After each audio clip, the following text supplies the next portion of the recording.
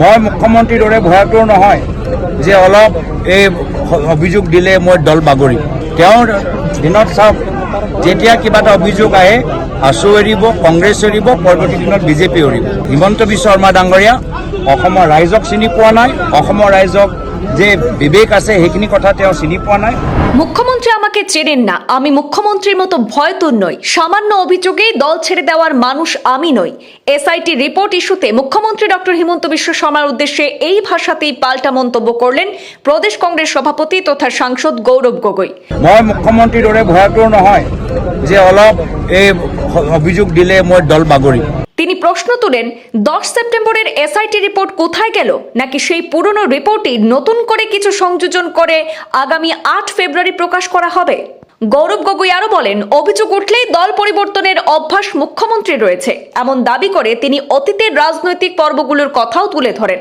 পাশাপাশি তিনি বলেন, মুখ্যমন্ত্রী নাকি আসামের জনগণকেও অবমূল্যায়ন করছেন। আসামবাসীর রাজনৈতিক সচেতনতার কথা উল্লেখ করে তিনি বলেন, জনগণ সব বুঝে। তিনি আরো দাবি করেন, ক্ষমতাসীন অগপ বিজেপি জোটের অন্দরে মতপার্থক্য স্পষ্ট হচ্ছে এবং বিজেপির মধ্যেও বিভিন্ন গোষ্ঠীর মধ্যে মতভেদ রয়েছে। অন্যদিকে কংগ্রেস নেতৃত্বাধীন মহাজোটের আলোচনা অনেকটাই এগিয়েছে বলেও জানান তিনি। তার কথায় প্রায় 60% আলোচনা সম্পন্ন হয়েছে, শীঘ্রই চূড়ান্ত রণনীতি ঠিক হবে।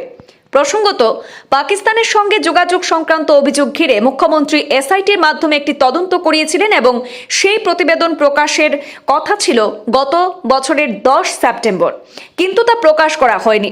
দুদিন আগে রঙ্গিয়া জনসভা থেকে গৌরব গগৈ হুইজ হিমন্ত প্রশ্ন তোলার পরই সেই পুরনো এসআইটির রিপোর্ট আগামী 8 ফেব্রুয়ারি প্রকাশ করার কথা ঘোষণা করেন মুখ্যমন্ত্রী। আজ বরাক সফরে এসে আলাদা করে এই এসআইটি রিপোর্ট প্রসঙ্গে মুখ খুলে গৌরব গগৈ বলেন, মুখ্যমন্ত্রী আমাকে চেনেন না, আমি ভয় পাই না, আর আসামের মানুষ এতটা অজ্ঞ নন, তারাও এখন রাজনীতি বোঝেন। এতিয়া প্ৰথমতে এতিয়া অসম গণ পৰিষদ দল আৰু বিজেপি দলৰ মাজতে এতিয়া যুদ্ধ আমি দেখা পাইছোঁ। বিজেপি দলৰ ভিতৰত আজি হিমন্ত বিশ্ব শৰ্মা ডাঙৰীয়া বনাম সৰ্বানন্দ সোণোৱাল ডাঙৰীয়া হৈ গৈছে, আৰু এতিয়াতো আগতেই দিলীপ শইকীয়া ডাঙৰীয়া মাত আমি যথেষ্ট শুনা পাইছিলোঁ, কিন্তু কিবা এটা কেলেংকাৰী কিবা কথা ওলালে নেকি, সেই দিনৰ পৰা এতিয়া দিলীপ শইকীয়া মাতটো আগৰ দৰে নোলায়। এতিয়া সেইকাৰণে তেওঁলোকৰ তুলনাত আমাৰ কথাবোৰ বহুত আগবাঢ়ি গৈছে। মোৰ মতে আজি প্ৰায় আমাৰ 60% আমাৰ প্ৰগ্ৰেছ হৈ গৈছে, আৰু কম সময়ৰ ভিতৰত আমাৰ মিত্ৰ দলৰ লগত এই কথাবোৰ প্ৰায় 100% আমাৰ চূড়ান্ত হ'ব।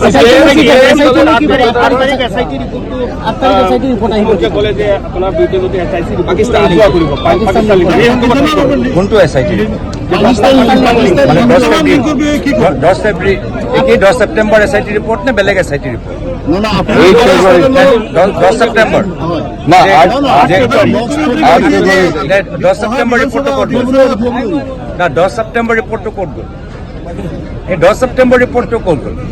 এই 10 ছেপ্টেম্বৰ ৰিপৰ্টটো এতিয়া 8 ফেব্ৰুৱাৰীত এতিয়া মুকলি কৰিব বিচাৰিছে নেকি, নে কিবা আকৌ তাত কিবা তেল মছলা আৰু সোমাই দিছে? মুখ্যমন্ত্ৰী মহোদয়ে অসমৰ ৰাইজক চিনি পোৱা নাই।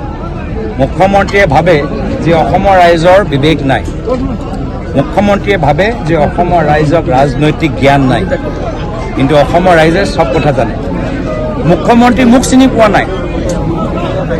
মই মুখ্যমন্ত্ৰীৰ দৰে ভয়াতুৰ নহয় যে অলপ এই অভিযোগ দিলে মই দল বাগৰিম।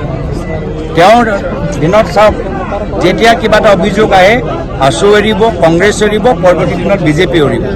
তো হিমন্ত বিশ্ব শৰ্মা ডাঙৰীয়া অসমৰ ৰাইজক চিনি পোৱা নাই, অসমৰ ৰাইজক যে বিবেক আছে সেইখিনি কথা তেওঁ চিনি পোৱা নাই, আৰু মোৰ যে আদৰ্শ মই প্ৰায়তঃ তৰুণ গগৈদেৱৰ পৰা শিকি আহিছোঁ সেইখিনিও কথা চিনি পোৱা নাই। হ'ব পাৰে এই যে 10 ছেপ্টেম্বৰ তেওঁ যে অলপ পাহৰি গ'ল, এইকেইটা দিন যে আমি হুইজ হিমন্ত বিশ্ব শৰ্মা ডাঙৰীয়া কৈ আছোঁ, যে হুইজ হিমন্ত বিশ্ব শৰ্মা ডাঙৰীয়া, কোন হয় হিমন্ত বিশ্ব শৰ্মা? এই যে আমাৰ প্ৰচাৰ যে আৰম্ভ হ'ল, এই প্ৰচাৰৰ প্ৰতিক্ৰিয়া হিচাপে তেওঁ আকৌ আগৰ সেই এছআইটি কথাবোৰ কৈ আছে।